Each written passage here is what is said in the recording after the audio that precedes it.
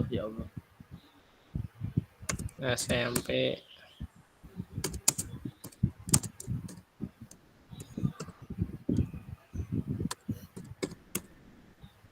Lanjut buat spin wheel sebentar. Ciro lupa.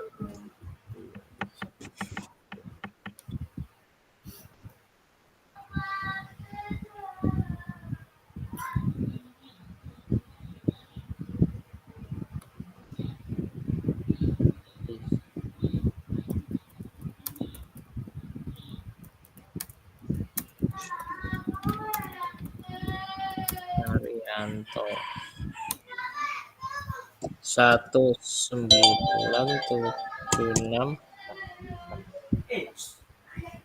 05 032 Cirolo siji 011 gulungannya apa Pak? Ini yang orientasi baru masih ada yang orientasi juga nggak?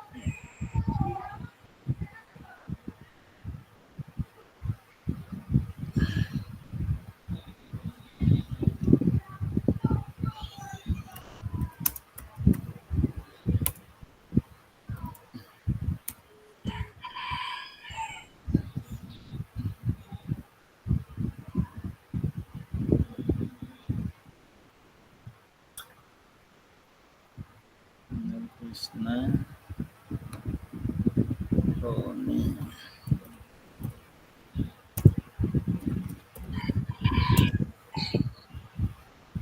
Go.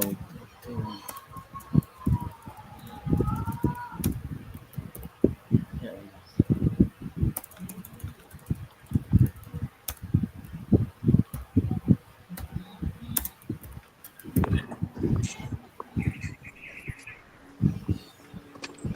Selamat siang Kak Agus.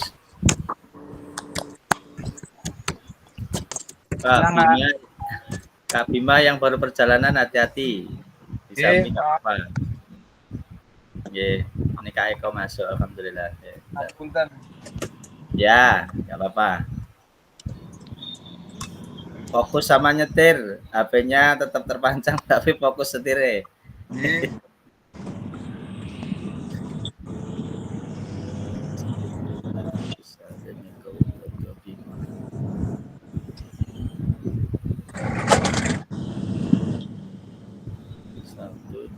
Maaf Pak Landro, ini saya lagi ngangkat baru pakai HP, belum bisa buka laptop. Oh iya. Hari ini nggak masuk rumah Pak, nggak masuk ke board, jadi nanti aman kita berbagi materi di 1.5 tentang kurikulum, kemudian dikaitkan dengan filosofi KHD juga. Jika materi nanti kita bahas.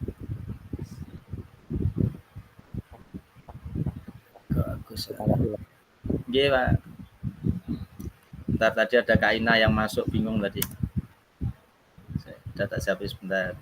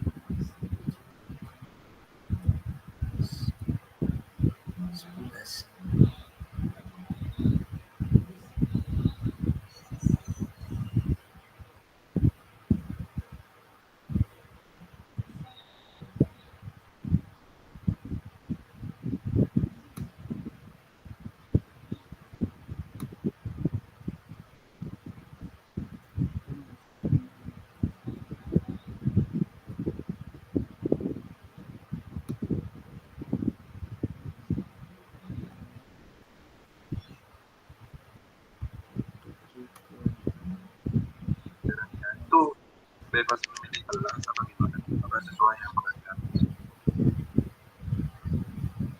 Sudah.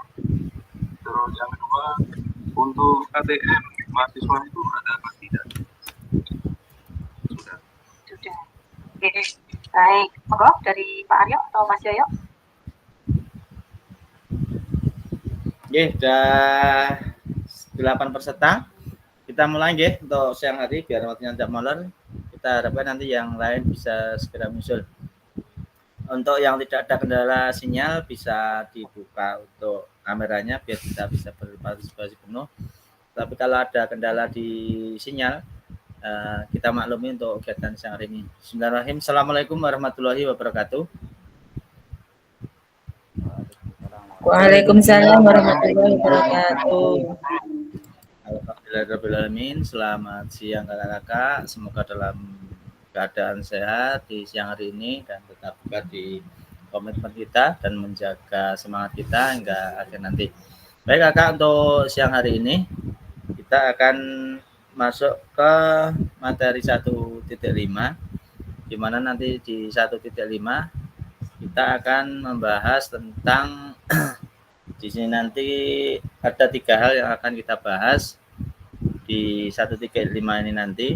Di antaranya adalah backward design, pengembangan kurikulum BJOK, dan pemikiran KHD dan kurikulum merdeka. Baik, saya izin share screen dulu untuk siang hari ini.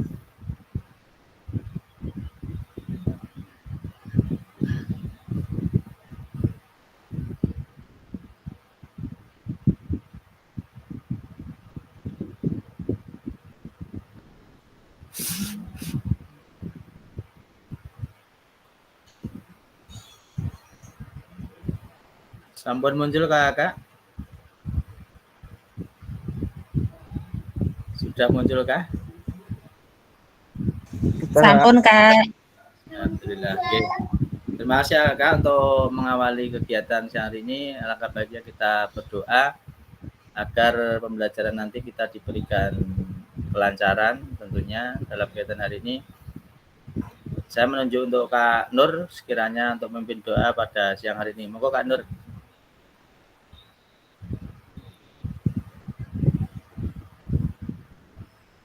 Kak Nur bisa pimpin doa? Bisa dengar saya?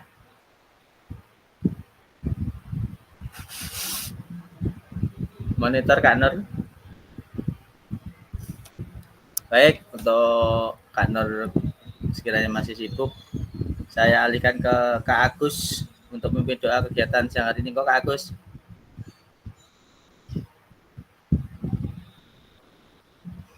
Baik, untuk memulai kegiatan pada pagi hari ini, semoga diberikan kelancaran dalam kegiatan GIMIT ini. Marilah kita berdoa terlebih dahulu. Berdoa dipersilahkan.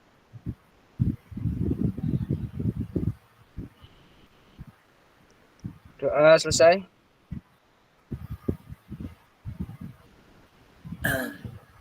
Terima kasih Kak Agus untuk pimpinan doa siang hari ini. Harapan sesuai yang kita mintakan untuk siang hari ini kegiatan dapat berjalan dengan lancar hingga 2 JP nanti. Baik doa Kak, selanjutnya akan saya bacakan seperti biasa untuk kesehatan hari ini. Kesepakatan bersamanya menyalakan kamera ketika tidak ada kendala sinyal, mematikan mikrofon, hadir seutuhnya meskipun dalam kondisi apapun. Saya mohon kita meluangkan waktunya untuk 2 JP ini untuk bersama membahas materi pada siang hari ini. Yang keempat, menghargai waktu bersama. Nanti kita selesai 2 JP tepat mudah-mudahan.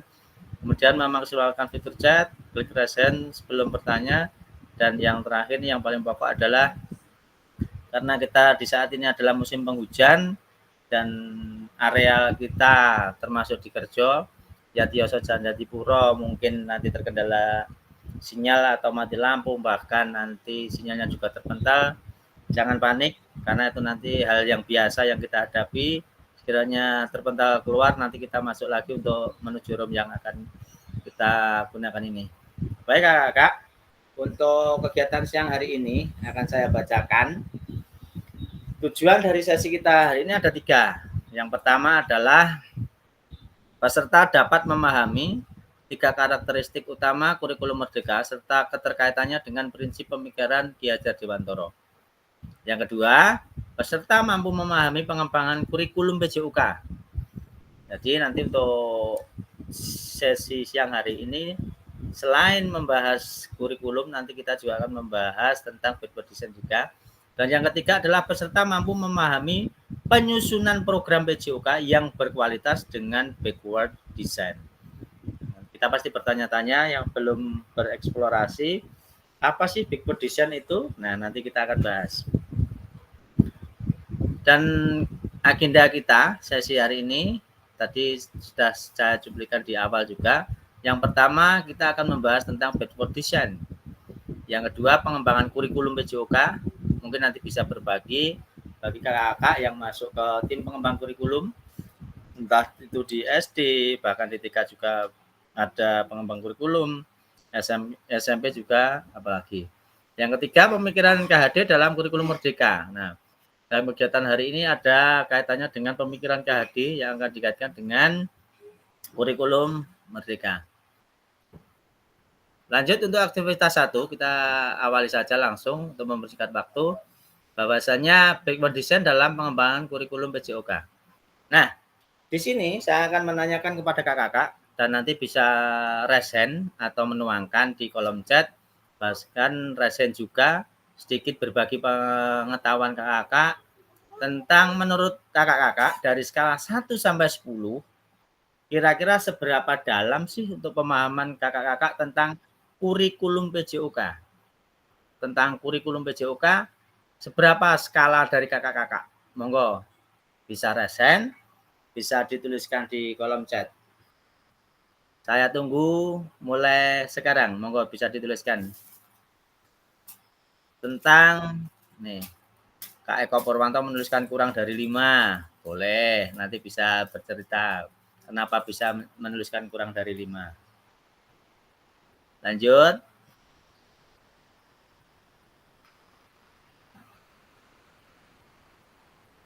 Pasti bisa menilai di sini. Kurang dari 3, Kak Ina. Oke, boleh.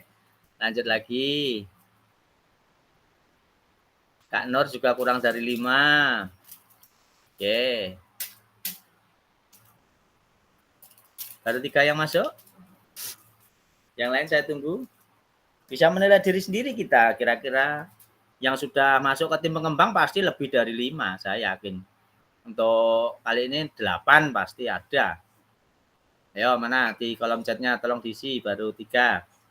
Atau langsung boleh resen juga dari kakak-kakak dan menjelaskan secara detail langsungnya kenapa saya mengutarakan memilih 7 katakanlah. Karena alasannya seperti ini. Monggo Kak Roni, selamat siang. Masih unmute, Kak. Jika Ya, maaf siap. baru terlambat, Kak. Baru habis orientasi? Saya belum. Besok Jam tanggal berapa nanti? 2. Oh, Masih tanggal beda. 2. Oke, siap. Oke. Tetap semangat. Nanti kalau apa-apa bisa calling-calling dan berbagi. Insya Allah nanti dibantu semampunya. Oke, siap, Kak. Makasih, Kak. Oke. Kak Agus Salim menuliskan kurang dari 5. Dari kakak-kakak semuanya, dari skala angka 1 sampai 10, seberapa paham kakak-kakak menilai diri kakak-kakak tentang kurikulum PJOK?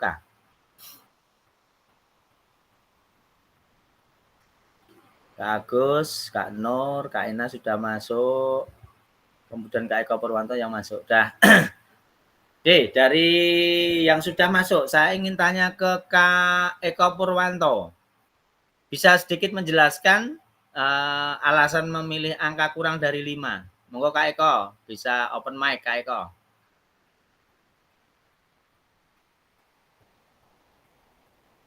Kak Eko Purwanto masih ada? Oh ini menjelaskan. Baik, saya bacakan. Saya kurang dari 5 karena belum pernah masuk tim pengembang kurikulum. Dan semoga lewat PKG ini akan membuka pengetahuan saya tentang kurikulum PJOK. Ya, oke. Terima kasih untuk penjelasannya. Selamat siang Kak Riko. Kemarin yang habis bertugas ternyata. Nanti Selamat siang Kak. Bisa open kamera berapa lah. Kadang kan kalau nanti Belum tahu toh kemarin. Belum tahu kalau saya toh, Kak. belum. Oke, sukses ke Siap. depan. Nanti Siap, untuk Kak. Saya ingin bertanya ini yang sudah masuk lagi dari Kak, sebentar yang kedua. Mbak ada yang resen, yang mau resen bisa menjelaskan. Ini Kak Nila baru habis orientasi. Nggih. Kak Ina bisa menjelaskan kenapa memilih sedikit sekali kurang dari 3. Kak Ina mana Kak Ina yuk? Siap Kak, saya di sini. Siap. Monggo.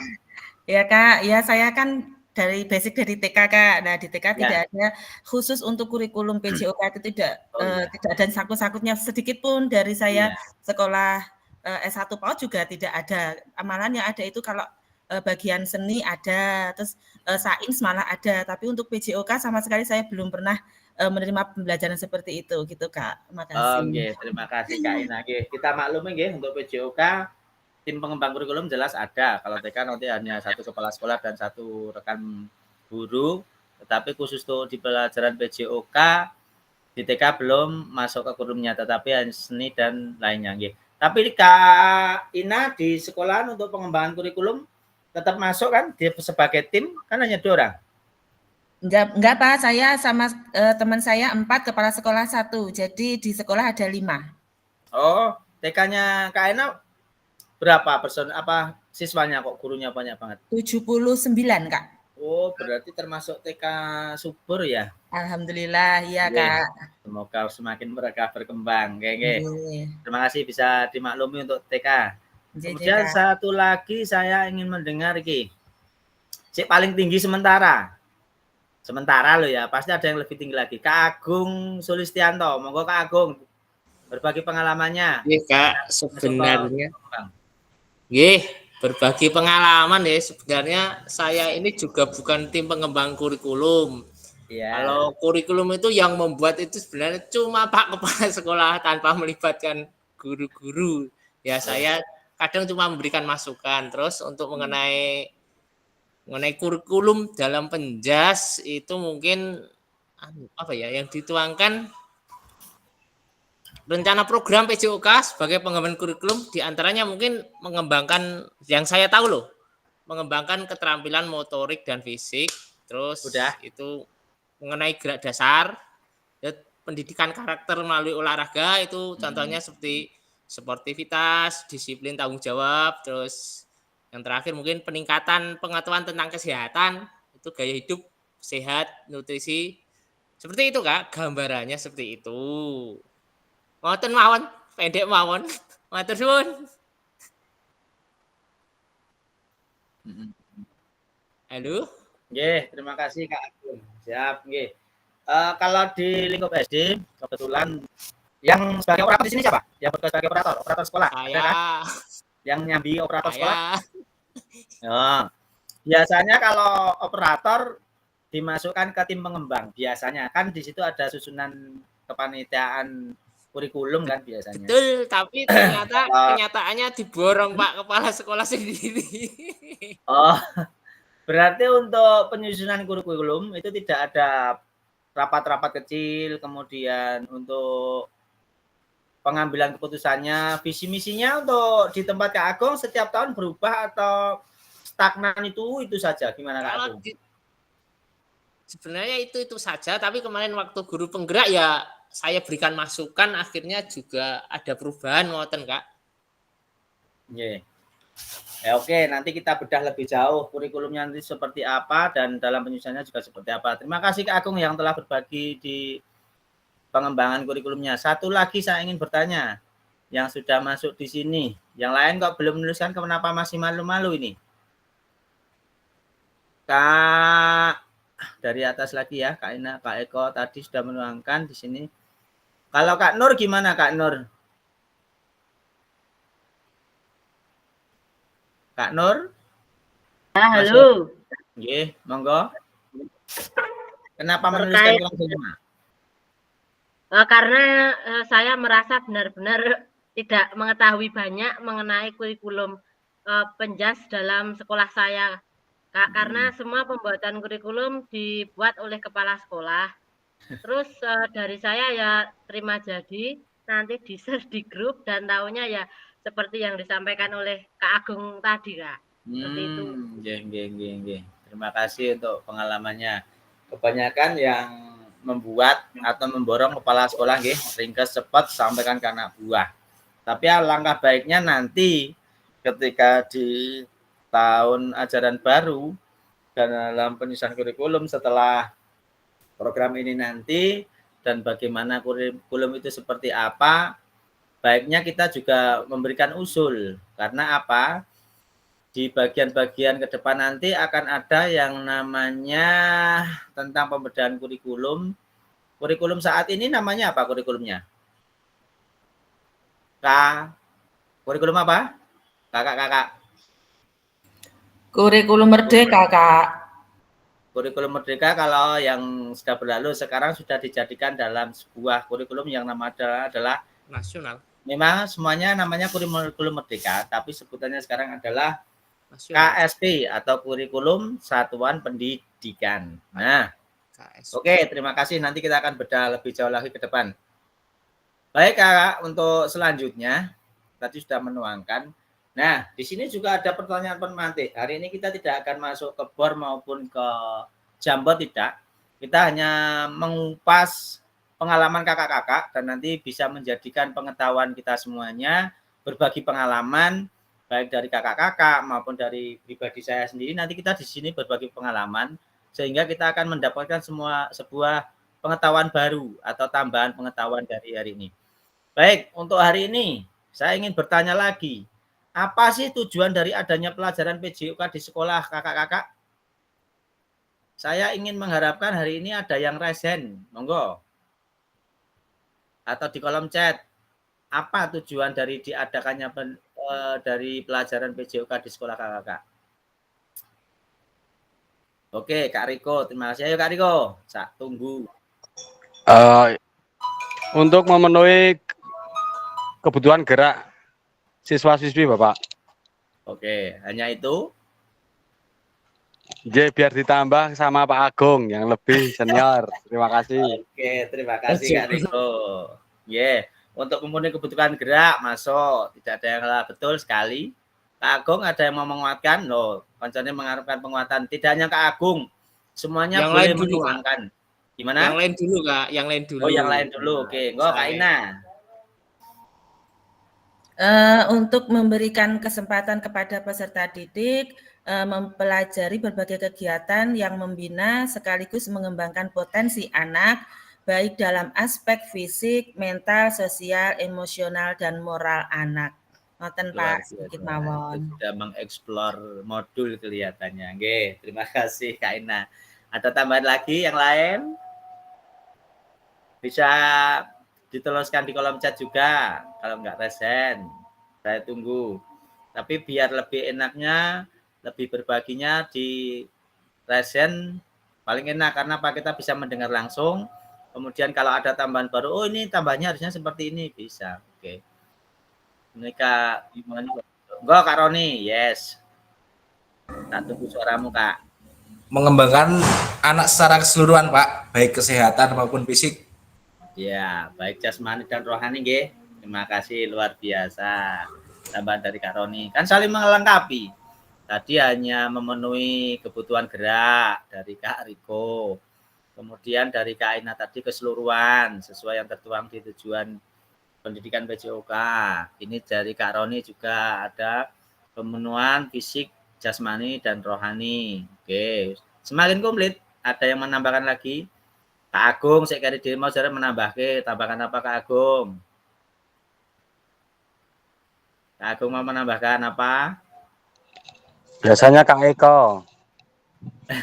Kak Eko Purwanto. Kak Eko Purwanto. Ini Kak Agung Sulis masuk tak bacakan. Oke.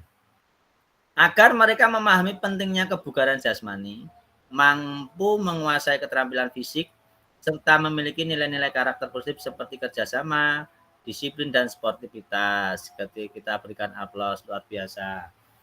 Saling melengkapi dan semakin lengkap. Oke.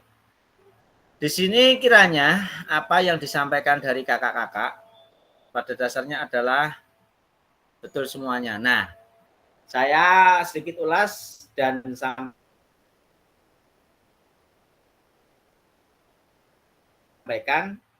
dari apa yang sampaikan kakak-kakak tadi bahwasanya menurut kurikulum Merdeka 2024 untuk pendidikan jasmani, kesehatan dan olahraga atau PJOK bertujuan sebagai pembelajaran bagi peserta didik. 1, ada 4 ya di sini. Mengembangkan, menerapkan dan mengevaluasi keterampilan, konsep, strategi, gerak yang akan menjadi disposisi untuk berpartisipasi dalam berbagai aktivitas jasmani dengan kepercayaan diri, kompetensi dan kreativitas. Itu yang pertama, sesuai CP PJOK. Karena apa? Dari CP nanti akan di breakdown lagi ke apa nanti untuk kakak-kakak semuanya nanti bisa dibahas lebih jauh lagi. Yang kedua, membantu dan memberi dukungan mereka dalam memilih gaya hidup sehat dan aktif secara jasmani, dari aspek jasmani. Dan yang ketiga, membangun dan menerapkan keterampilan sosial emosional KSE melalui konteks pembelajaran yang menekankan 1, nilai fair play, kerja tim, dan inklusivitas. Ini dari segi rohaninya juga masuk KSE-nya. Yang keempat, menanamkan apresiasi dan mengembangkan sikap positif untuk aktif secara jasmani sepanjang hayat sebagai upaya peningkatan keseluruhan kualitas hidup. Nah, itu merupakan 4 dari tujuan diadakannya pembelajaran PJOK menurut kurikulum Merdeka 2024. Nah, pada dasarnya kita sebagai pendidik dalam ke depan harus bisa mewujudkan dari 4 tujuan tersebut. Dengan apa? Nah, nanti kita akan kupas lagi. Dan slide selanjutnya di sini. Nah, mari kita akan berdiskusi tentang adanya sebuah pertanyaan.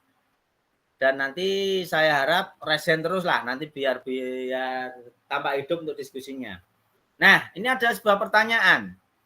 Terlepas dari kurikulum apapun, apakah selama ini kakak-kakak sudah memahami dengan baik tujuan mata pelajaran dan menjadikannya sebagai acuan?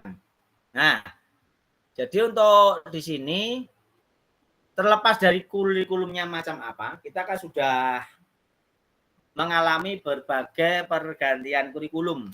Dari kakak-kakak semasa mengajar sampai WB, entah itu sudah diangkat. Kurikulum yang pernah dialami apa saja? Coba. Yang pernah dikenal kurikulumnya? Apa saja kakak? KTSP. KTSP, kurikulum satuan pendidikan. Yo, lagi yang lain. CB, SA di awal. Kenapa Pak? Kak Putut apa Kak Putut? KBK. Ya, kurikulum berbasis kompetensi terus. Yang lain? CBSA. CBSA iki sik sebut masih ingat CBSA. Oh, sing ngerasa iki. Masih saya juga dulu ada. Terus yang agak bertahan lama kemarin yang sebelum kurikulum Merdeka apa? 13. Ya, kurikulum 13 nih dari Kak Woko. Monggo Kak Woko, Kak Krisna ini baru masuk. Oke. Maaf Pak, baru izin masuk. Aman. Yang penting masuk apapun kondisinya, terpental masuk, sibuk pun kita sementing klarifikasi, kita setia menanti kakak semuanya. Baik. Nah, ini tadi kan ada pertanyaan, terlepas dari kurikulum apapun, apakah selama ini kakak-kakak sudah memahami dengan baik tujuan mata pelajaran dan menjadikannya sebagai acuan? Jadi begini, ketika kita akan mengajar, kita sudah tahu tujuan apa yang akan kita capai dan itu menjadikan sebuah acuan. Jadi ketika kita akan memberikan materi ke anak-anak, itu untuk step by step-nya, prosesnya, itu kita tahu. Strateginya yang akan kita pakai tahu. Nah, dari sini monggo ada yang mau berbagi dari pertanyaan ini, dari kakak-kakak. Apakah memahami tujuan itu sebagai acuan dalam melaksanakan proses belajar mengajar dari kakak-kakak? Ada yang mau menyampaikan? Diangkat dulu yang dapat telepon. Ayo berbagi di sini. Ini kaitannya dengan backward design. Nanti setelah kita bahas, akan ketemu apa sih itu nanti backward design itu seperti apa, backward design. Dan itu kaitannya nanti juga akan berkaitan dengan penyusunan modul ajar kakak-kakak. Di kolom chat belum ada yang masuk. Di Razen, coba tak spin saja di sini. Untuk yang senior dulu saja. Kak Putut, monggo disampaikan unek-uneknya tentang pertanyaan ini, Kak Putut. Kak Putut mana ini? Masih di lokasi enggak? Oh ini oke Kak Krisna, monggo Kak. Iya, assalamualaikum. Tadi telat Kak, ini saya double ya. Aman, yois pokoknya apa ini kalau saya isinya, sendiri menurut saya tidak sebagai tujuan dikarenakan saya mengambil dari segi prosesnya saja Kak. Ini itu? Oke, cuma itu dulu Kak. Oke, terima kasih, kita beri plus dulu untuk Kak Krisna. Terima kasih.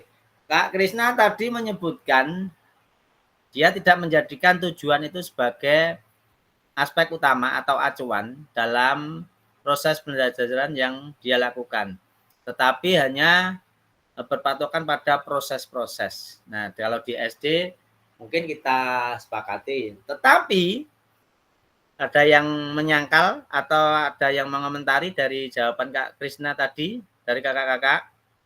Kalau Kak Krisna acuannya proses. Ini ada yang mau menambahkan? Oke, Kak Nur, monggo Kak Nur. Kalau menurut saya tujuan dalam sebuah pembelajaran itu sebagai kiblat kemana kita akan mengarahkan peserta didik untuk mencapai tujuan tersebut. Seperti misal di dalam tujuan pembelajaran peserta didik menguasai gerak dasar berlari. Kita berarti memiliki angan-angan bagaimana sih kita mewujudkan tujuan tersebut, bagaimana strategi kita untuk peserta didik itu bisa menguasai gerak dasar berlari tersebut. Seperti itu Kak, terima kasih. Terima kasih Kak Nur. Nah ini Kak Nur berpatokan bahwa tujuan itu sebagai kiblat utama dalam kita mengajar. Jadi nanti kita akan tahu proses yang akan kita berikan itu seperti apa. Terima kasih, saling melengkapi dari Kak Krisna, Kak Nur. 2 lagi, saya ingin biar komplit. Ada yang memberikan masukan tambahan dari apa yang disampaikan Kak Krisna sama Kak Nur? Oke, Kak Eko Purwanto masuk. Menurut saya tujuan mata pelajaran merupakan titik awal dari membuat sebentar saya buka dulu. Dari membuat penilaian. Oke, ini ada tambahan. Jadi kalau menurut Kak Eko Purwanto di sini tujuan merupakan titik awal, Baik. Saya ingin menguatkan dari apa yang disampaikan kakak-kakak semuanya. Dari apa yang kakak-kakak sampaikan tadi, bahwasannya kalau kita kaitkan dengan yang namanya backward design itu adalah di sini merujuk ke sebuah pemahaman. Saya umpamakan, kalau kita ingin ke Jogja itu yang ingin jenengan tuju itu daerah mana, itu jangan tentukan dulu. Jadi kalau di situ kita tahu, misalkan kita mau ke Malioboro, berarti tujuan kita ke Jogja itu di Malioboro. Dan kalau kita mau menuju ke Malioboro, saya kembalikan lagi bahwasanya kalau kakak-kakak dari Jatiyoso, Jatipuro itu pasti punya strategi sendiri-sendiri, cara sendiri-sendiri untuk menuju ke Malioboro tadi. Satu misalkan ada yang menggunakan sepeda motor, ada yang menggunakan mobil, bahwasanya ada juga wong sing seneng olahragane Ngontel bisa ditempuh dengan ontel, itu satu. Yang kedua, rutenya bisa memakai rute manapun, monggo lewatnya, sepenting kita merujuk ke satu tujuan yaitu Malioboro. Nah, perumpamanya seperti itu. Jadi dalam konteks pembelajaran yang kita tentukan sebagai kiblat utama tadi adalah kita tahu yang namanya tujuan pembelajaran adalah sebagai acuan utama dalam proses pembelajaran. Kita tentukan dulu untuk tujuannya apa. Jadi nanti kita akan tahu strategi dan model yang akan kita gunakan untuk anak-anaknya dalam prosesnya itu seperti apa dalam rangka memfasilitasi anak untuk mencapai tujuan pembelajaran tersebut. Nah, itu berkaitan dengan background design nanti. Nah, oke, terima kasih Kak. Wes mulai terbuka. Nah, di sini lagi ada pertanyaan pemantik lagi. Dalam konteks kurikulum merdeka sekarang, apakah tujuan ini kita yakin bisa dicapai? Seberapa yakin dari kakak-kakak untuk mencapai tujuan PJOK, pendidikan PJOK dalam konteks kurikulum merdeka yang saat ini kita pakai? Apakah tujuan pembelajaran yang kakak-kakak akan kembangkan, seberapa yakin kakak-kakak akan mencapainya? Atau yakinkah akan tercapai? Monggo ada yang usul. Kak Agung Sulistianto yakin, punya sebuah keyakinan. Alasannya apa Kak Agung? Coba. Alasannya kan apa?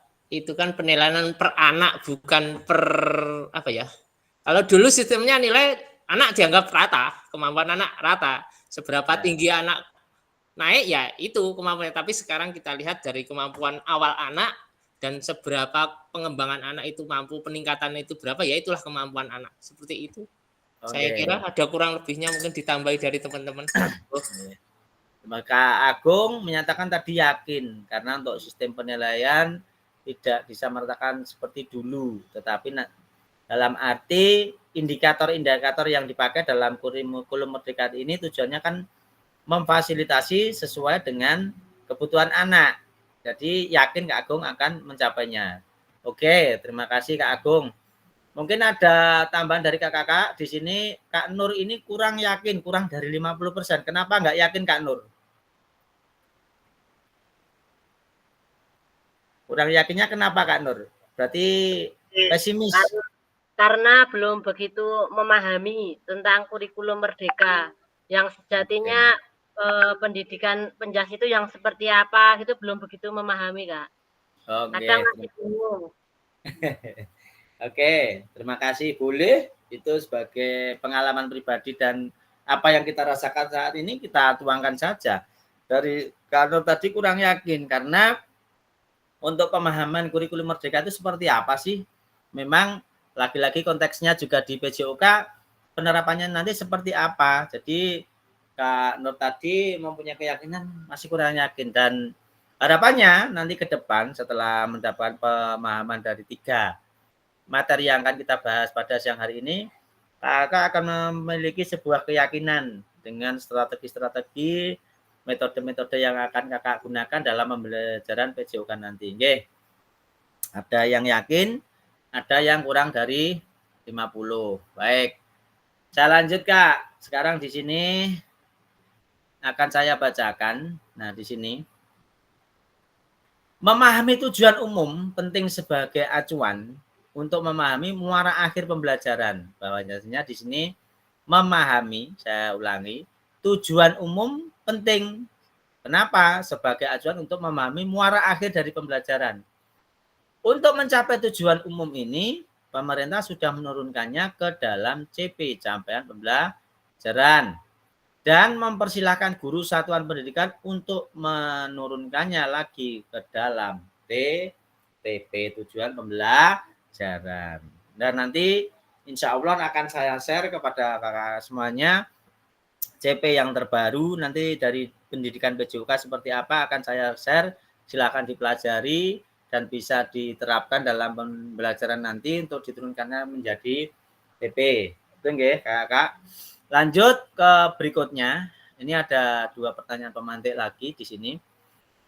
Bagaimana memastikan agar pengajaran yang kita lakukan benar-benar menyasar tujuan pembelajaran?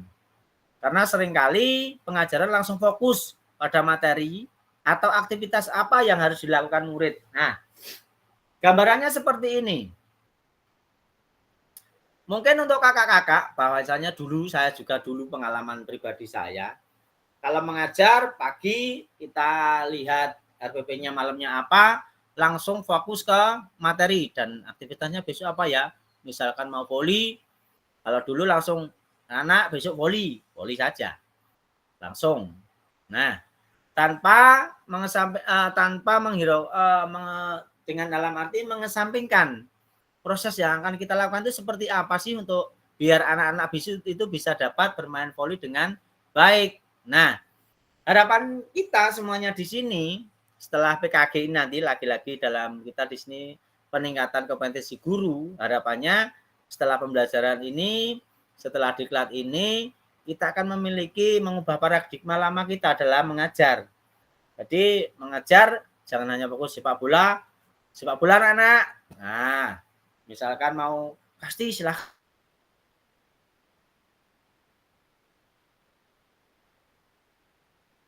kasti. Nah, jadi kita di sini dituntut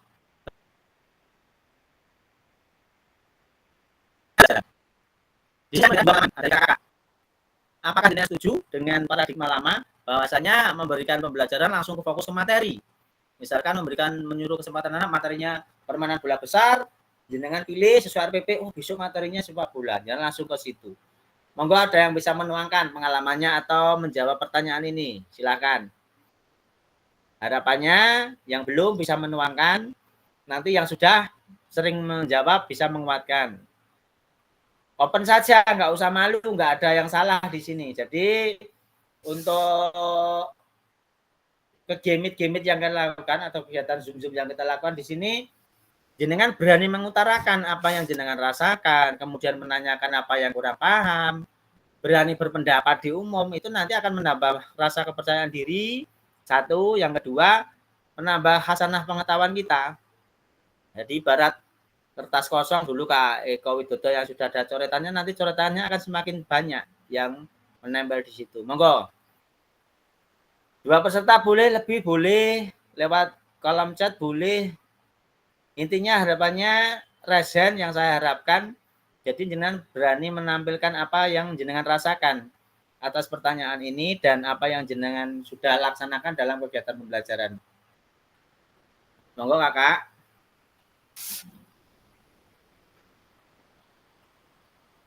Belum ada yang resen, jangan malu-malu.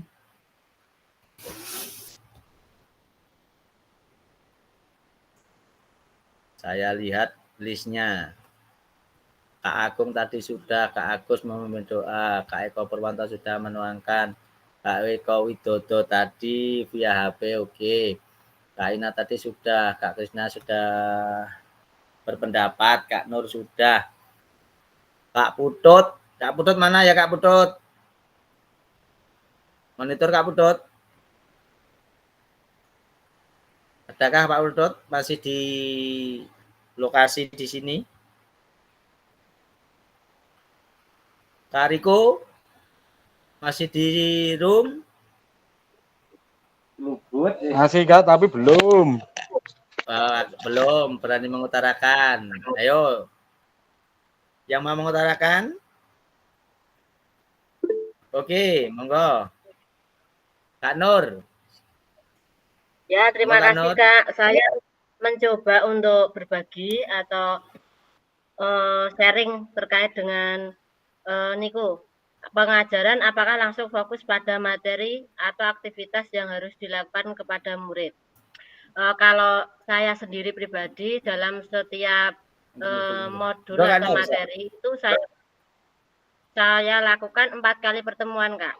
Pertemuan pertama itu saya membuat teori di kelas. Itu saya menyampaikan teori. Kemudian yang pertemuan kedua itu melakukan aktivitas pendekatan yang menuju ke arah pembelajaran inti atau istilahnya itu pengenalan gerak dasar menuju ke inti. Yang ketiga pertemuan ketiga baru masuk ke inti. pertemuan keempat sudah masuk ke inti dan melakukan asesmen. Seperti itu Kak, terima kasih. Assalamualaikum warahmatullahi wabarakatuh. Waalaikumsalam warahmatullahi wabarakatuh. Terima kasih Kak Nur, luar biasa sekali tadi telah berbagi bahwasanya kita di pembelajaran PJOK punya 4 jam mata pelajaran. Dan di situ apa yang dilakukan dari Kak Nur tadi memang betul. Sebagai saya yang di sini, untuk 1 jam biasanya saya gunakan untuk jam teori. Jadi di awal sebelum kita terjun ke lapangan, kita sudah memberikan materi kepada anak dulu. Materinya apa sih? Kemudian macam-macam dasarnya apa yang harus dikuasai, kemudian cara melakukannya dalam bentuk lisan, pengetahuan kepada anak kita berikan dulu. Dan tidak lupa biasakan kalau di tempat kita itu punya LCD, itu kita gunakan LCD dalam kegiatan pembelajaran di kelas bersama anak-anak. Setidaknya ketika kita memberikan pembelajaran teori, pasti ada yang namanya video-video prakteknya seperti apa. Kemudian kita jelaskan di situ. Dan setelah itu kita bagi anak menjadi beberapa kelompok. Sesuai dengan kemampuan dan kesiapan belajar anak, kita kelompokkan. Nanti kita beri tugas masing-masing sesuai dengan karakteristik anak. Jadi kegiatan tersebut ketika kita terjun ke lapangan, anak sudah tahu, oh kegiatannya kemarin ini, cara melakukannya ini. Dan di lapangan, Bu Guru atau Pak Guru sudah memberikan contoh. Kita berusaha, kita lihat kemampuannya sejauh mana, kemudian kita evaluasi, kemudian saling berdiskusi di lapangan juga, saling memberikan penilaian. Dan akhirnya kita dalam pengisian LKPD anak-anak, kita dapat membuat nilai yang lebih mudah ketika semuanya sudah terencana dengan baik. Dan ini memang benar-benar harus kita lakukan dalam proses kegiatan pembelajaran sekarang. Dengan ending apa? Apa yang kita sajikan kepada anak, kita berikan penilaian kepada anak itu benar-benar otentik dan tidak merekayasa seperti misalkan paradigma lama yang kita lakukan, anak yang sudah bisa gerak seperti ini, nilai seperti pintar bergerak. Kan kita penilaian sekarang ada 2, kalau di PJOK, secara praktek ada, secara teori ada. Jadi dalam kegiatan pembelajaran pun itu sebagai acuan kita untuk menilai anak. Gitu. Ada yang mau menambahkan apa yang disampaikan Kak Nur dan penguatan dari saya? Biar lebih yakin lagi, monggo. Saya yakin punya pandangan yang lain. Baik Kakak, kalau tidak ada yang menambahkan, saya akan menuju ke slide berikutnya, yaitu tentang proses backward design dalam mengembangkan kurikulum secara umum melalui 3 tahap. Nah, ketika kita mengerjakan proses backward design itu tidak terlepas dari 3 proses ini. Yang pertama, mengidentifikasi CP atau capaian pembelajaran.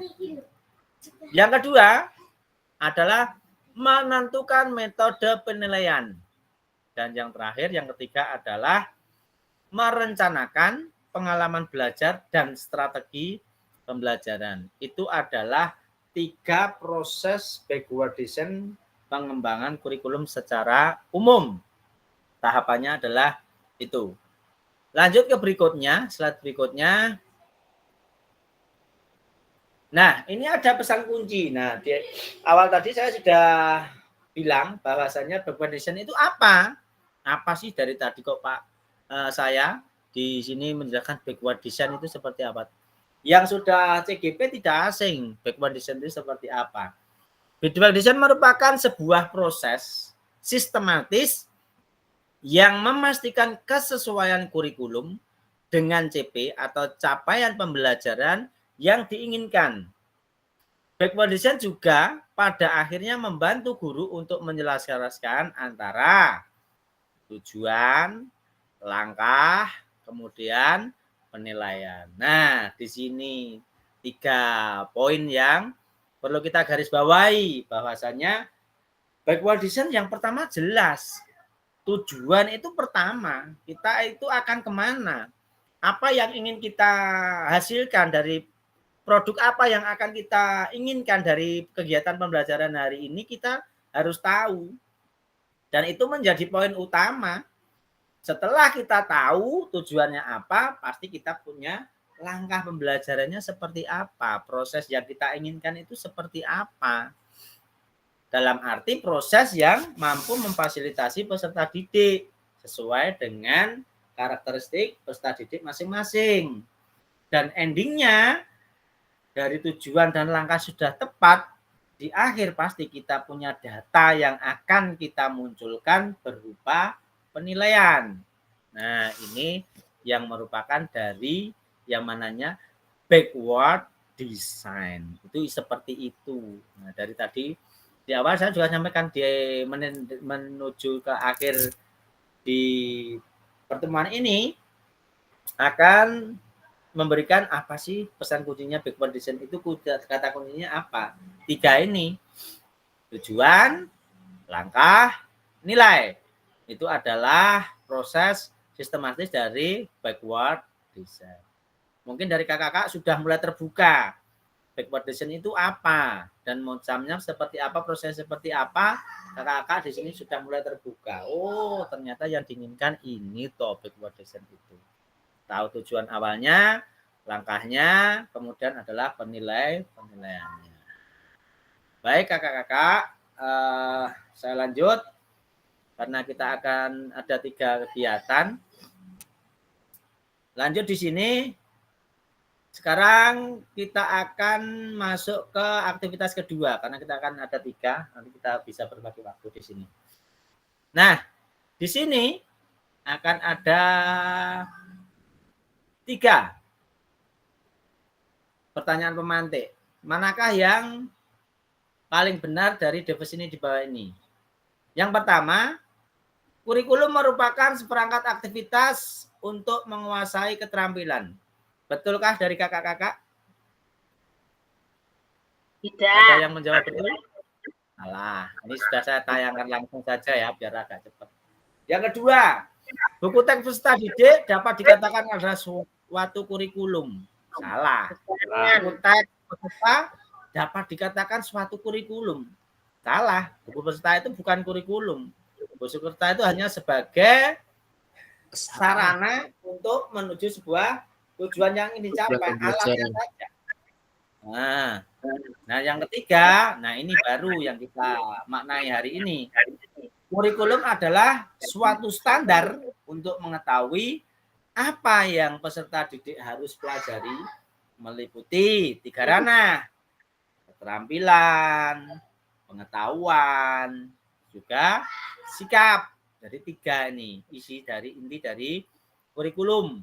Nah, kakak nanti setelah belajar ini di awal tahun mohon berpartisipasi aktif kepada kepala sekolah yang mungkin mendominan.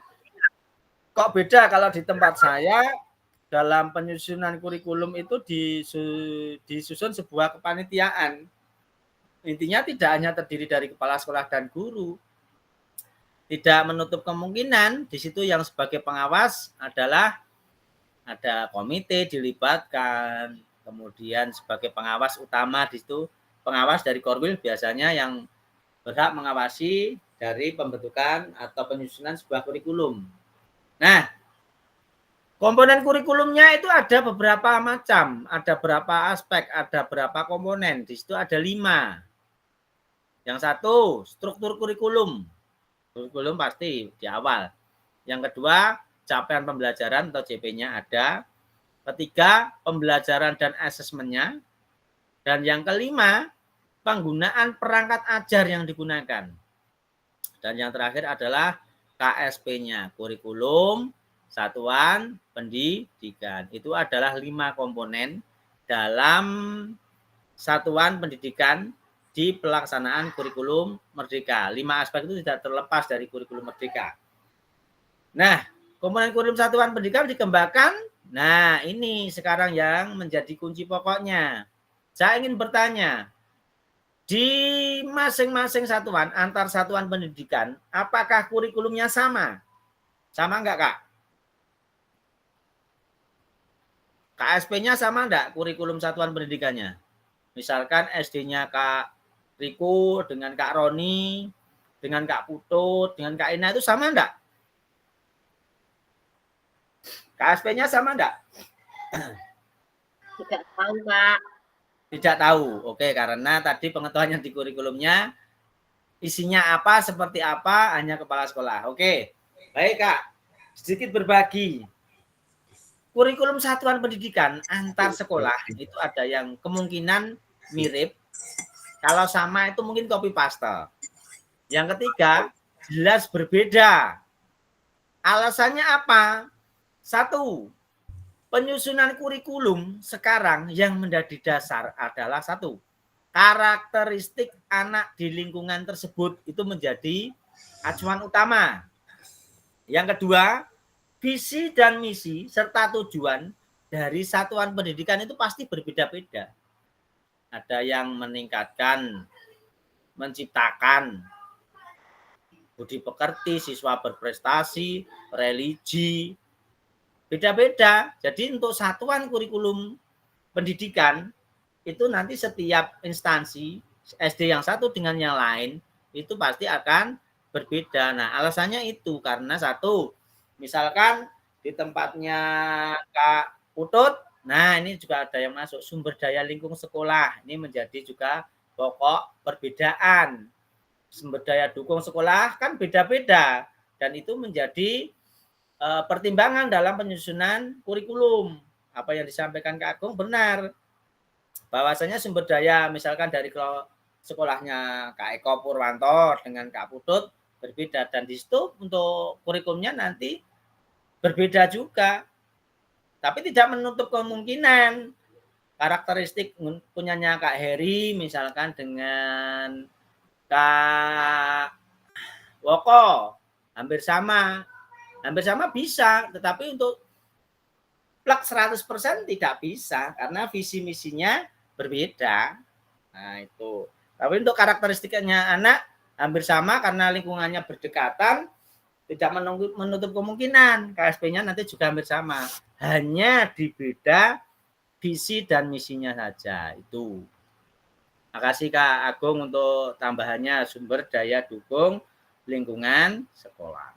Yeah. Ada tambahan dari kakak-kakak sebelum saya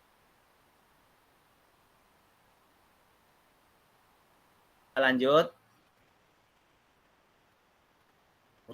Kurikulum ternyata seperti itu. Aku ora tahu dijak nyusun. Mengapa kurikulum operasional berbeda antar satuan? Malah kita kayak tadi di awal nih. Agar bermakna kurikulum operasional satuan pendidikan sesuai dengan konteks dan kebutuhan.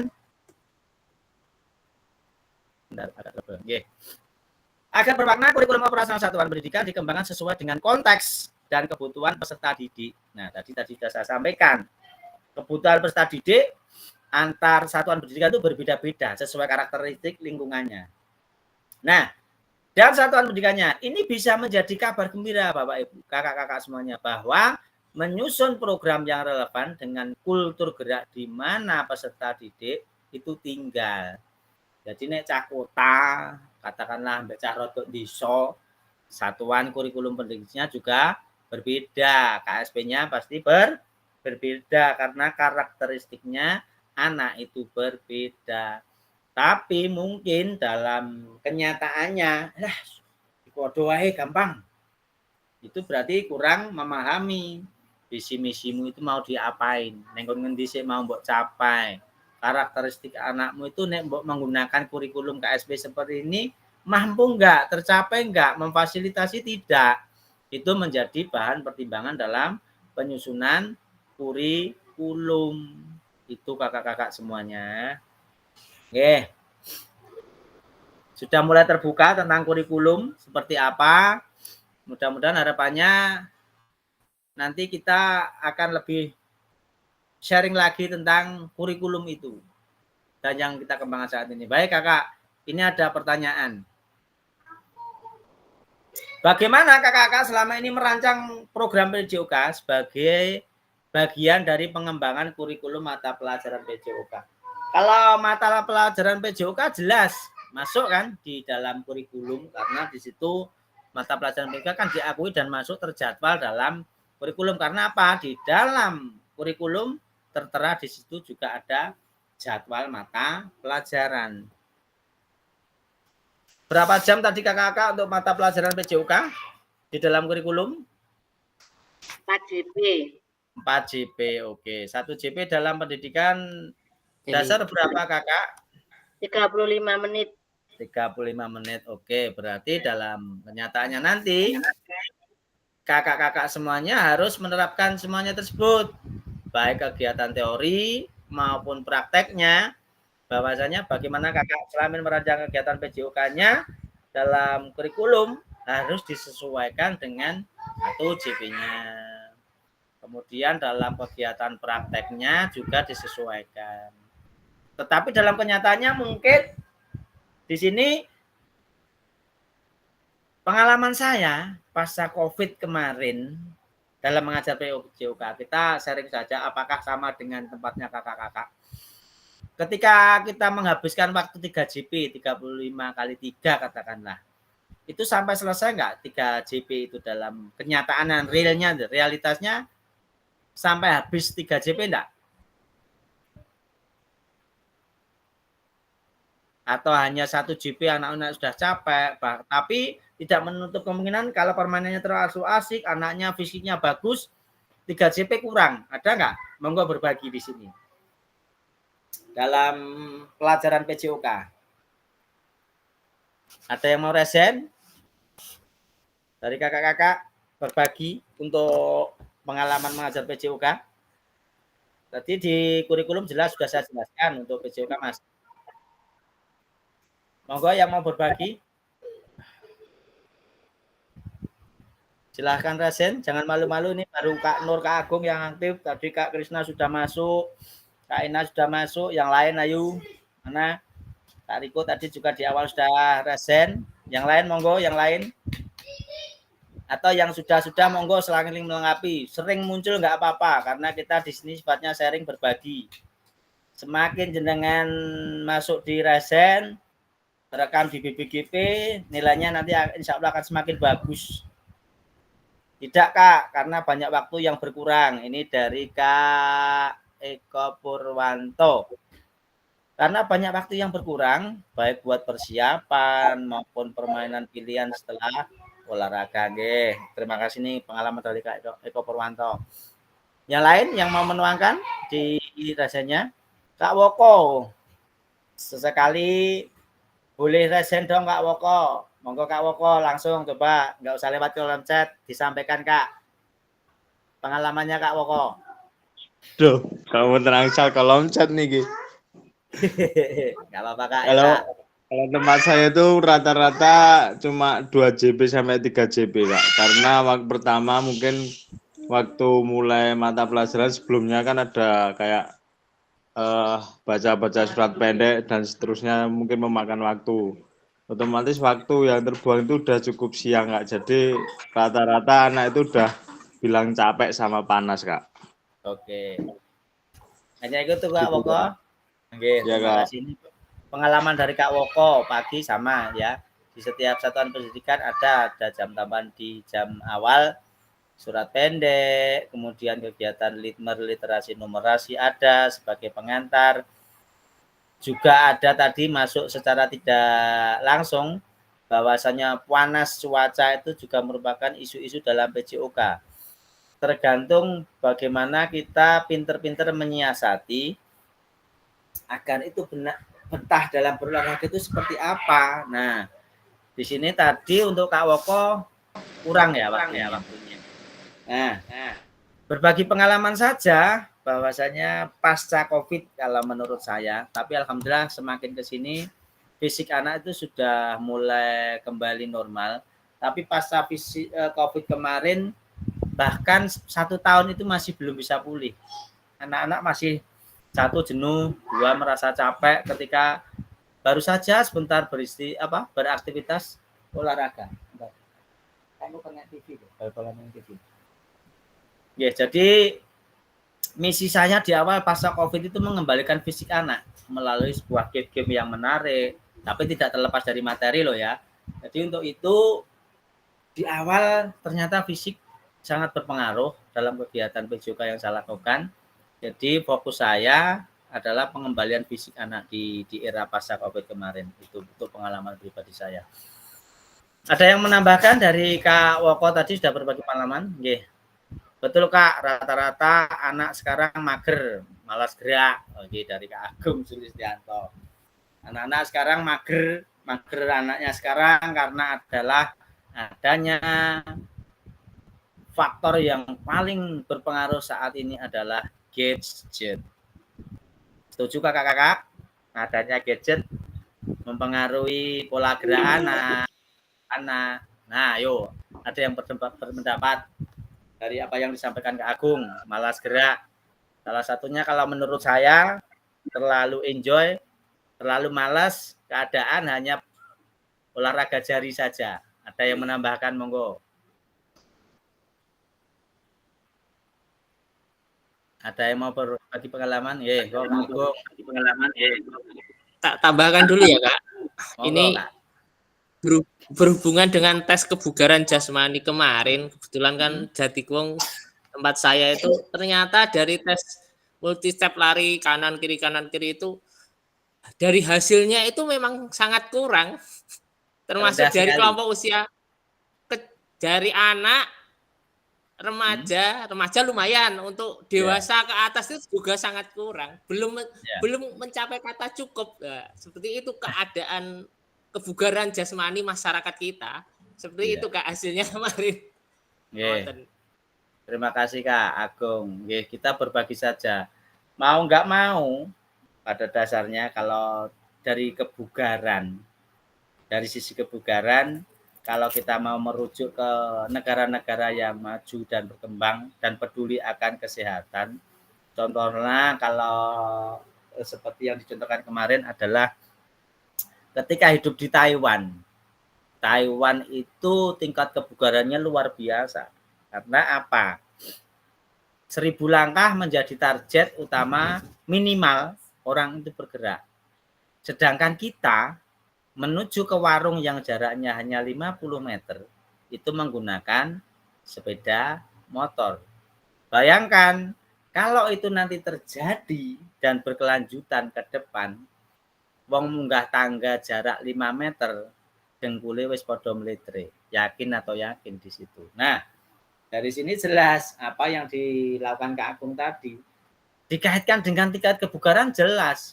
Wong mereka semuanya yakin di bawah rata-rata. Semuanya di bawah rata-rata. Karena apa? Apalagi pengaruh dari pasca COVID kemarin. Karena mereka hanya di rumah terus, keluar takut nanti terjangkit. Ya kan? Nah, makanya kita sebagai guru PJOK di sini harus berani menggugah dari kebiasaan untuk anak-anak. Penanaman dasarnya kita berikan. Kak Putut ada yang menambahkan nih? Lah wong kon bugar piye Mas? Wong dunene bojone wae niku kok. Berarti kita pendekatannya kepada pasangane. Nek obah ki penting. Ning yo ngerti waktu lah nek obahmu sewaya-waya. Alasane jare arep bal-balan pamite jam 4 mulai jam 09.00 bengi yo tetap bertolak belakang. Gitu, pendekatannya saling memahami, mengerti. Itu Pak Putut. Gimana Pak Putut, ada tambahan Kak? Ya memang banyak untuk faktor ya, termasuk dari COVID yang kemarin.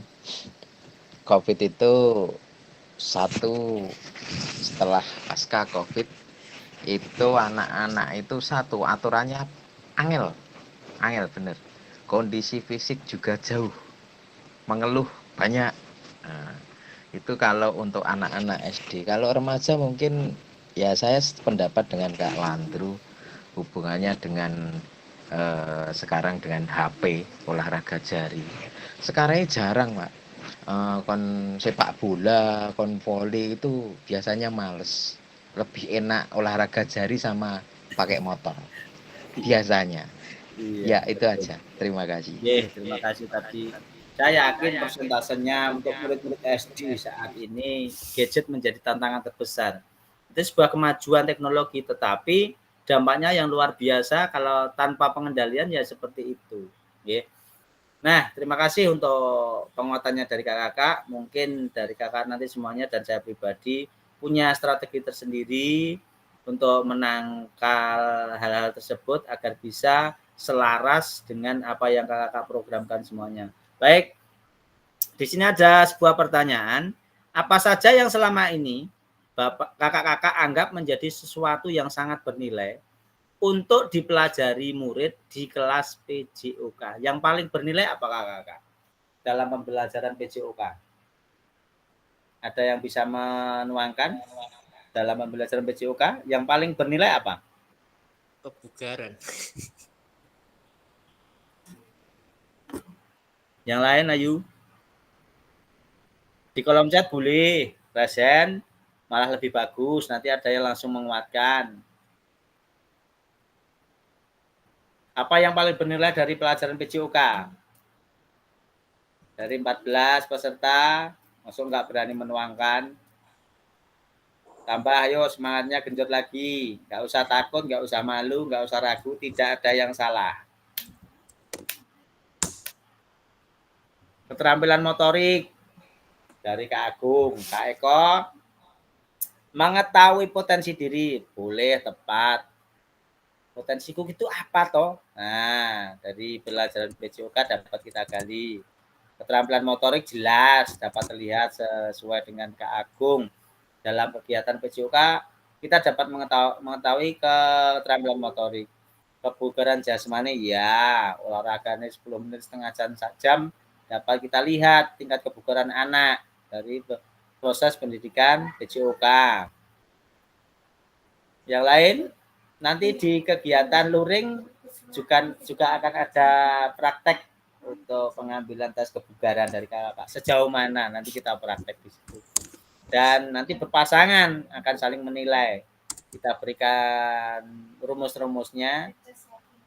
Dari Kak Roni, membantu peserta didik terampil dalam bergerak. Oke, betul, boleh. Kesehatan mental dan emosional KSE, boleh, betul. Karena apa? Dalam kegiatan PJOK, selain mengetahui kebugaran, keterampilan gerak, dalam penyelesaian mental dan emosional itu juga akan terlihat. Anak ini kendel banget, pasti dia punya mental yang luar biasa. Anak ini ketika misalkan dalam bermain, dirusui kancane gitu, dia berani mau memaafkan, berarti sosial emosionalnya dia terjaga. Anak ini temperamen banget, kalah dici kancane nusu kancane kuaplai. Nah, itu akan terlihat dari Kak Agung lagi. Kesehatan mental, gaya hidup sehat, betul sekali akan nampak juga. Anak ini dalam kegiatan sehari-hari modelnya seperti ini, olahraga, setelah olahraga cuci tangan. Dari kesehatan pribadi juga nampak rambutnya bagaimana, kuku-kukunya bagaimana. Akan terlihat dari Kak Eko Widodo. Pembentukan karakter dengan permainan gerak olahraga, ya karakter terlihat kerjasama, gotong royong, saling menghargai, disiplin, fair play, sportif akan terlihat dan terbentuk dari kegiatan pembelajaran PJOK. Oke, terima kasih. Sudah masuk semuanya. Meskipun tidak ada resen di kolom chat, saya bacakan satu persatu. Baik kakak, kita masuk ke berikutnya. Nah, di sini bagaimana kakak-kakak akan mengintegrasikan itu semua ke dalam proses pengembangan kurikulum mata pelajaran PJOK yang berlaku. Bagaimana kak? Cara mengintegrasikannya bagaimana? Prosesnya seperti apa? Dalam pengembangan kurikulum saat ini yang kita gunakan adalah kurikulum merdeka. Ada yang menuangkan cara mengintegrasikannya bagaimana? Penyesuaian pembelajaran kakak-kakak disesuaikan dengan kurikulum merdeka bagaimana? Ayo, semuanya boleh berpendapat. Jangan malu-malu. 13 peserta harus berani berpendapat. Saya tunggu di kolom chat. Kalau malu di resen, saya bacakan. Enggak apa-apa, saya tunggu. Cara mengintegrasikannya bagaimana? Nggih. Ini dari Kak Agung. Menggabungkan keterampilan motorik dasar dalam setiap unit pembelajaran. Oke, menggabungkan keterampilan motorik dasar dari Kak Agung. Ya, setuju juga. Digabungkan keterampilan motorik dasar, manipulatif, lokomotor, non-motor pasti digabungkan menjadi sebuah pola gerak dasar yang maksimal dalam setiap pembelajaran. Kak Eko, dengan mendengarkan keinginan peserta didik dan pengamatan. Oke, boleh. Dengan namanya di situ adalah kalau mendengarkan apa ya? Audiens, mau mendengarkan suara hati anak-anak, apa yang mereka inginkan. Kemudian di sini Kak Eko juga pengamatan, itu assessment otentik, itu kita lakukan untuk memfasilitasi peserta didik dalam proses pembelajaran. Dari Kak Roni, mengenalkan teknik dasar cabur. Oke, teknik-teknik dasarnya. Setiap permainan pasti punya teknik dasar. Lanjut dari Kak Agung, ada tambahan lagi. Nah, iya. Menggunakan teknologi untuk mendukung pembelajaran PJOK. Jelas tadi di awal dalam menggunakan teknologi, saya contohkan kalau punya LCD, manfaatkan. Karena apa? Anak ketika dalam proses pembelajaran teori akan mudah tertarik ketika kita menayangkan sebuah video. Tayangkan di LCD. Prosesnya nanti seperti apa lagi kalau anak-anak SD, biar lebih tertarik, kita carikan saja yang dalam bentuk animasi. Oke. Kemudian ditayangkan sebuah pertandingan yang hebat, biar anak-anak tergugah, oh iya aku pengen seperti itu. Makanya untuk mulai sekarang saya harus giat berlatih. Sehingga penggunaan teknologi tadi dapat menunjang proses pembelajaran. Makasih Kak Agung. Oke. Dari Kak Wawan, mengadaptasi metode pembelajaran yang variatif. Jelas, setuju sekali dari Kak Wawan Sabda Utomo. Mengadaptasi metode pembelajaran yang variatif biar tidak monoton dengan dengan segala sesuatu yang variatif, bervariasi, anak-anak tidak akan mudah jenuh karena metodenya berubah-ubah sesuai, apalagi kita tahu karakteristiknya. Oh, hari ini tak kasihkan ini, minggu depan materinya ini saya berikan yang ini beda. Jadi kok tidak pagi, selamat pagi anak-anak, ajar absen langsung poli, kasihkan poli. Asik rung iso piye? Terus sik wedi mbek bal piye? Nah, jadi di situ kita akan tahu variatifnya. Oh, ini tak bedake. Sik wedi mbek bal kayak bal enteng. Sik wis iso berpasangan langsung latihan passing misalkan. Yang masih tahapnya sedengan, satu lempar, satu passing, satu lempar, satu passing. Nah, dari situ anak akan terfasilitasi mengadaptasi sesuatu yang variatif. Oke, boleh disambi tuh sama si babynya Kak Agung, nggak apa-apa, yang penting bisa jalan, malah bisa dengar-dengar sharing-sharing bapak. Oh ya bapakku ternyata mengerjakan seperti, tapi kita masih kecil sekali. Lanjut ke slide berikutnya. Terima kasih untuk partisipasinya di kolom chat. Slide 24. Nah, ini 6 faktor yang mempengaruhi pengembangan program PJOK. Saya akan bacakan sebelum lanjut ke aktivitas ketiga yang terakhir yang kita lakukan. Baik kakak, ada 6 faktor yang mempengaruhi pengembangan program PJOK. 1. Kebutuhan dan karakteristik peserta didik itu menjadi poin utama yang sangat berpengaruh utama. Jelas, kebutuhan dan karakteristik peserta didik. 2. Karakteristik peserta didik itu akan terbentuk dari konteks masyarakat sekitar. Nek masyarakat sekitar misalkan lingkungannya sangat mendukung, setiap sore ada kegiatan olahraga, misalkan di situ ada lapangan voli, saya yakin di situ cilik-cilik si iso voli karena kan terinspirasi untuk kakak-kakak di lingkungan tersebut. Yang ketiga adalah waktu pelaksanaan. Yang ketiga alokasi jam. Kita sudah 4 pelajaran, 4 jam, saya yakin cukup. Kemudian cakupan dan tahapan. Cakupannya apa yang ingin dicakup. Kemudian tahapan-tahapannya yang dilakukan seperti apa. Dan yang keenam terakhir ini sebagai pendukung juga, tapi juga sangat penting sekali untuk era saat ini. Teknologi. Teknologi juga sangat berpengaruh sekali karena dari teknologi tersebut kita akan mendapatkan sesuatu yang sangat bervariatif dari apa yang ditampilkan. Misalkan kita ambil di pelajaran dari YouTube seperti apa, kurangnya seperti apa. Kita akan terinspirasi dari sebuah teknologi yang menyajikan begitu banyak ruang kita untuk berkolaborasi secara digital. Itu 6 faktor yang sangat mempengaruhi pengembangan program PJOK. Oke, lanjut ke yang terakhir. Nah, ini terakhir yaitu tentang karakteristik utama kurikulum Merdeka yang akan diartikulasikan ke dalam Ki Hajar Dewantara dalam pendidikan nasional. Nah, yang sudah CGP, KHD menjadi makanan utama KHD Ki Hajar Dewantara. Nah, menurut kakak, kata kunci apa sih yang sering kali kita ulangi? Kita bahas dalam pengembangan kurikulum PJOK tadi yang sering kita ulangi apa kakak-kakak? Yang kita sering tadi dari awal sampai akhir tadi yang kita bahas dalam kurikulum itu yang kita kata kuncinya apa di sini? Tujuan, Kak.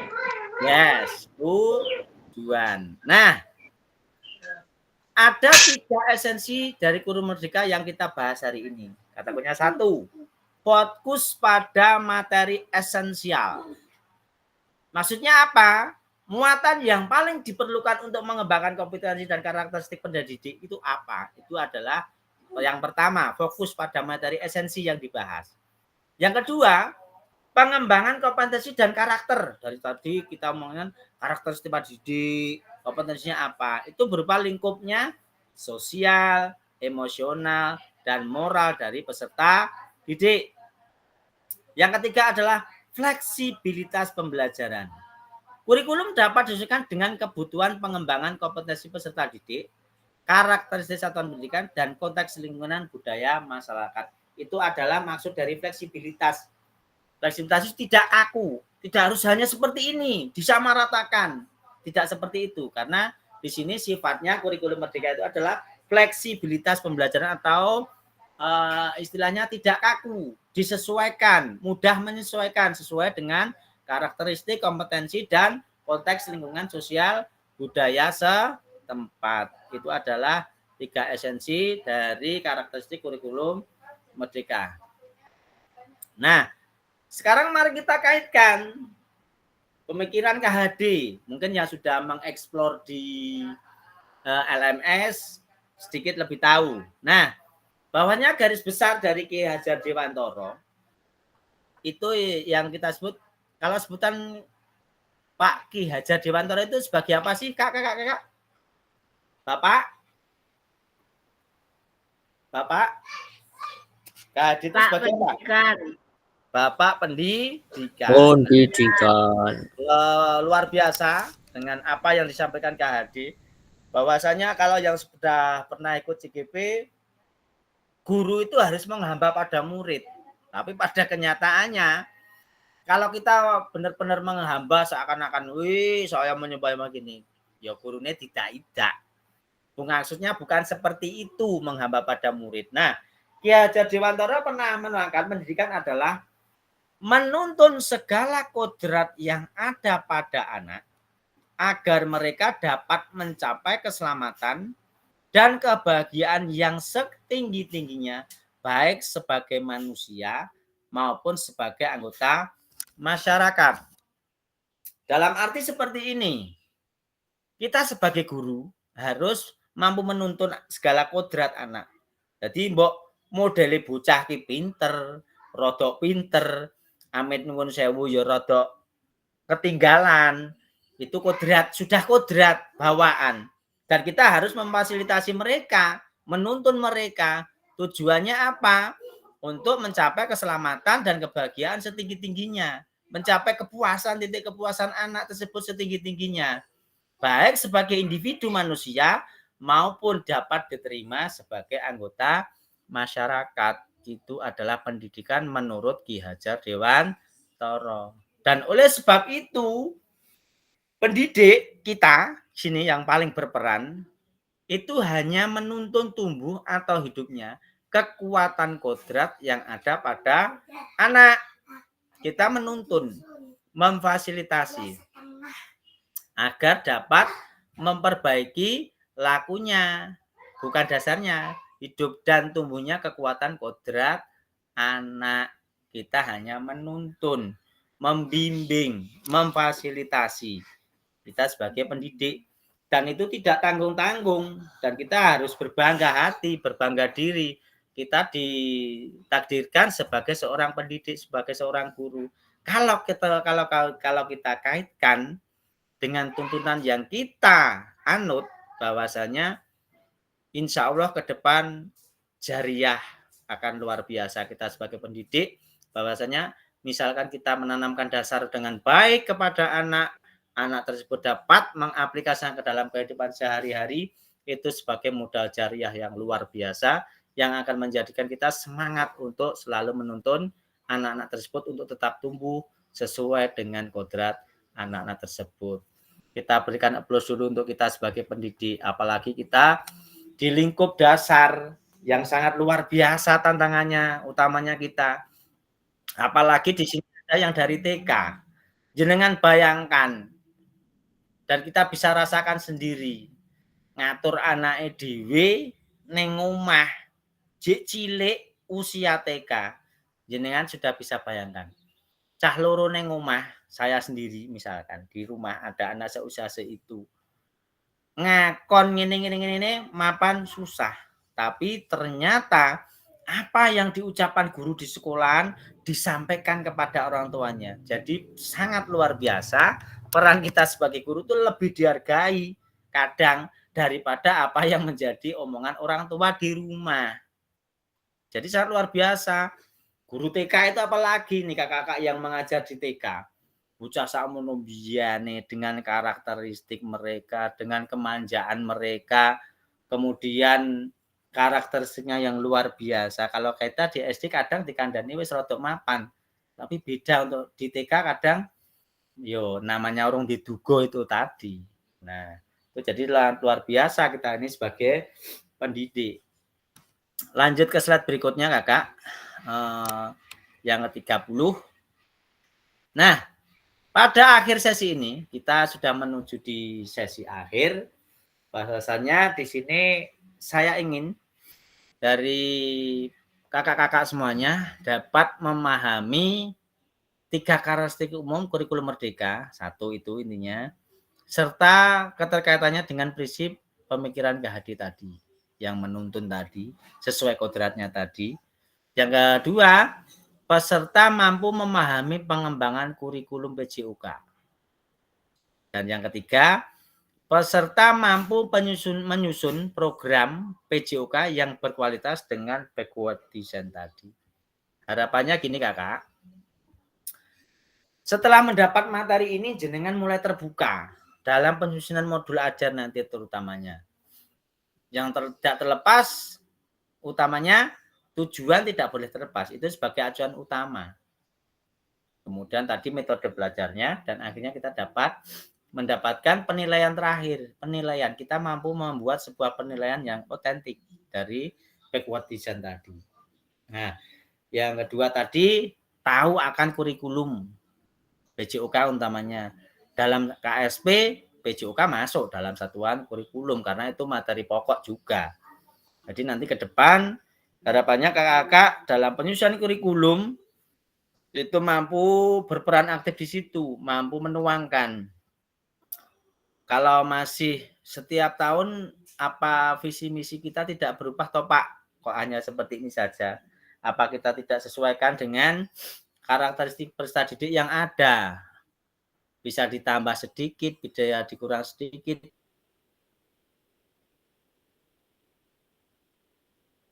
Bisa intinya digali bersama, semuanya diberikan kesempatan untuk menuangkan sesuai dengan kondisi masyarakat tadi, sumber dayanya tadi. Jadi tahu ending yang akan kita capai itu apa dari kurikulum tersebut. Tuh, mungkin di akhir sesi ini saya ingin mendengarkan sebuah refleksi dari kakak-kakak semuanya. Ini saya stop dulu untuk presentasinya. saya akan buka sebuah spin wheel yang nantinya saya ingin mendengarkan hasil refleksi dari kakak-kakak tentang apa yang didapatkan pada siang hari ini. Saya akan bukakan spin wheel-nya.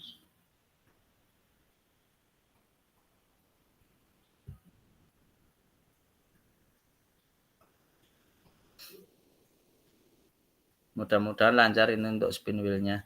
Sudah muncul semuanya kakak? Munculkah? Sudah. Alhamdulillah. Baik, ini saya presensi dulu dari atas. Kak Ina ada, Kak Nila, Kak Agung, Kak Agus, Kak Woko, Kak Bimo, Kak Riko, Kak Krisna, Kak Nur, Kak Roni, Kak Eko Widodo, Kak Putut. Yang belum siapa ya tadi ya? Saya Kak, belum. Yang belum masuk Kak Wawan. Wawan. Oke, siap. Kak Wawan, kemarin sudah saya buat tapi terhapus ini. Kak Wawan, oke. Sekarang akan saya tampilkan untuk spin wheel-nya. Silakan yang mendapat arisan jatah hari ini untuk menuangkan refleksinya tentang apa yang kita dapat pada siang hari ini.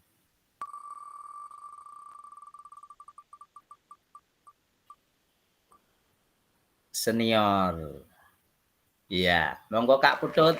Iya, kita berikan aplaus untuk yang mendapat jatah hari ini. Oke, monggo Kak Putut. Jenengan tuangkan apa yang didapat pada hari ini sebagai refleksi akhir sebelum kita tutup. Kak Putut masih di lokasi?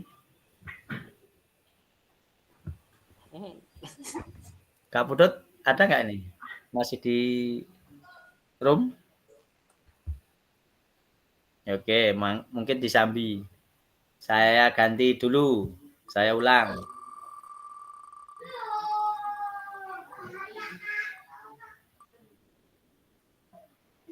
Kak Bimo ada di room nggak tadi pamit? Nggak ada. Nggak ada. Oke, saya ulang lagi. Boleh arisan cici yang ilmen nggih? Duh, ketuk Kak Bimo nih. Ya, oke. Kak Riko. Monggo Kak Riko untuk refleksi hari ini.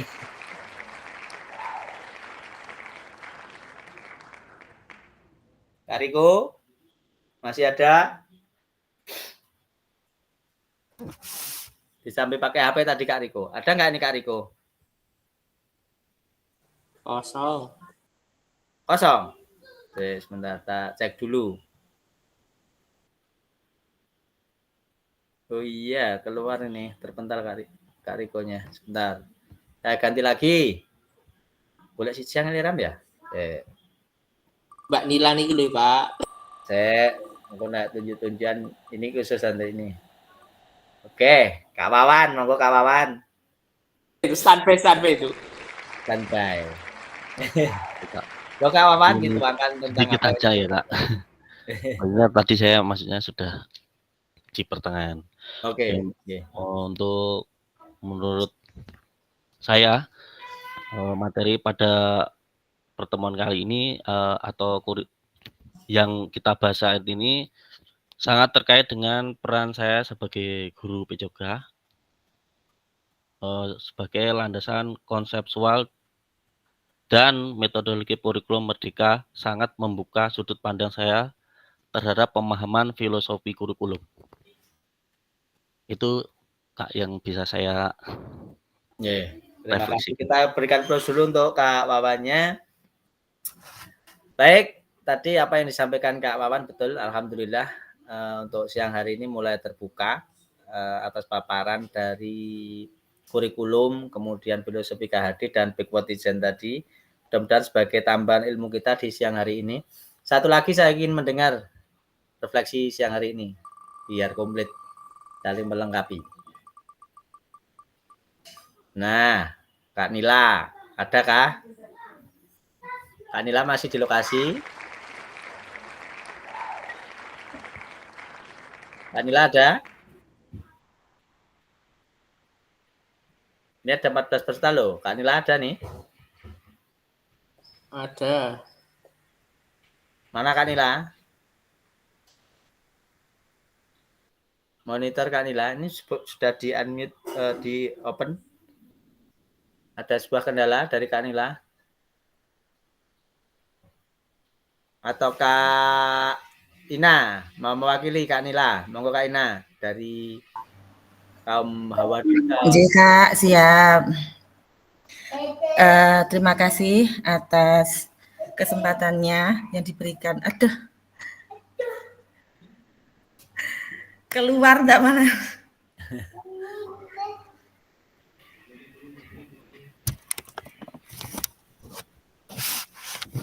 Masih bisa Kak Ina? Sebentar, ini masih terkonek tidak Kak? Masih. Tapi ini sudah ada you lost your network connection. Biasa, jaringan tidak stabil, monggo. Jenje, langsung saja ya Kak, ini unek-unek untuk refleksi hari ini. Sebenarnya mau saya sampaikan, tadi kan terkait dengan kurikulum PJOK, untuk di tingkat TK kan belum ada. Nah ini bagaimana nanti caranya supaya kegiatan dan kurikulum khusus pembelajaran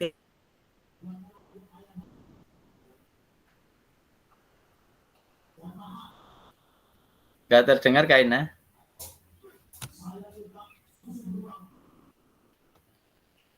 Baik, mungkin terkendala sinyal dari Kak Ina. Oke. Intinya untuk siang hari ini Kakak mulai terbuka atas 3 materi yang saya sampaikan, mudah-mudahan sebagai tambahan dan bekal ilmu ke depan, tambahan terutama tadi juga banyak masukan dari rekan-rekan, kakak semuanya, menambah pengalaman saya juga, menambah pengetahuan saya tadi juga. Terima kasih untuk hari ini semuanya telah berperan aktif. Mohon sebelum kita tutup bisa dibuka untuk kameranya, kita adakan sesi foto bersama. Yang masih di area memungkinkan, kita foto bersama. Sebelum kita tutup, sekali lagi saya ucapkan selamat untuk kakak-kakak yang di Jatipuro Yatioso. Ini katanya infonya banyak yang terjaring di plotting ketiga ini. Harapannya sama di tempat saya. Rekan-rekan saya banyak yang terjaring di plotting ketiga ini. Dan ternyata mereka juga mendapatkan sebuah pengalaman dari apa yang didapatkan di PJOK itu bisa dikembangkan di dalam pelaksanaan pengerjaan modul. Karena secara tidak langsung apa yang kita dapatkan di PKG itu ternyata merubah mindset kita berpikir dalam arti otomatisasi akan kita dapatkan dari sebuah pengalaman ilmu. Dan mereka ternyata sangat terbantu sekali atas adanya PKG ini dan mereka breakdown-kan ke dalam PPG yang sedang dilaksanakan. Harapannya kita dapat berkolaborasi di sini dan tidak usah ragu, malu berbagi di sini. Ada rekan yang mengalami kesulitan, monggo kita bantu.